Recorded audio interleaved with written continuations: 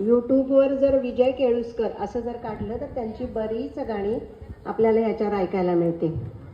जसे शाळेमध्ये शिकत होते त्यावेळेपासून ह्यांचा हा छंद आहे. परत एकदा त्यांच्यासाठी आपण टाळ्या वाजवूया.